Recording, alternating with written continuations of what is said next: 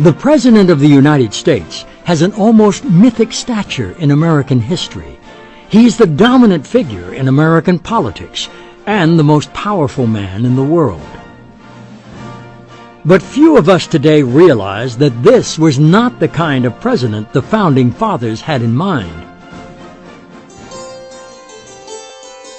In the Founders' eyes, it was Congress that would take the lead in deciding what direction the country should go, and the job of the President, or executive, to execute what Congress decided.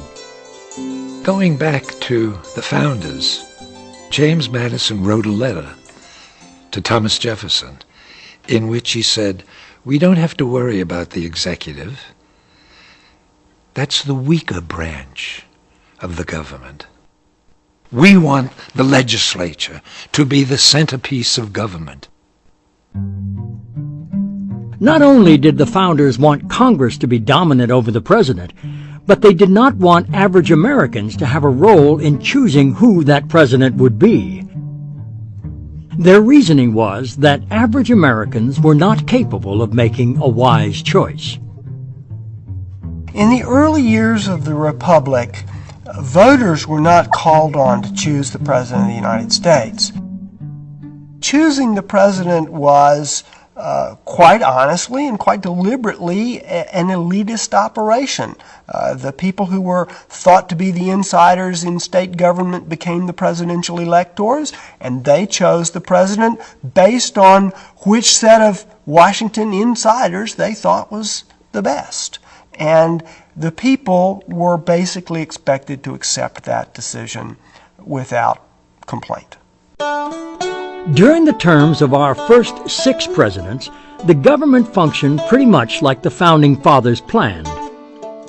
But our 7th president, Andrew Jackson, had an entirely new vision of how things should work. First of all, he thought that the people should elect the president.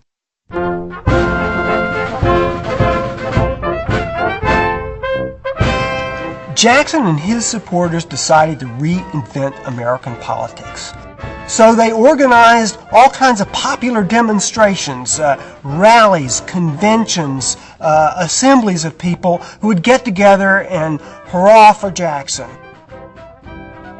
And this was the kind of tactic that didn't require finagling behind closed doors. It could take place in the boondocks. It could happen in rural Tennessee, rural Alabama, rural New York. And this kind of stirring up popular vote and giving the people the notion that they should choose the president and not the caucus members in Washington, that revolutionized American politics. The people have not been willing to give up the choice of president ever since. Jackson also thought that the man the people chose to be president should dominate American politics. Andrew Jackson was the first modern president because he was the first one who asserted that the president was not merely a member of the government symphony, he was its conductor.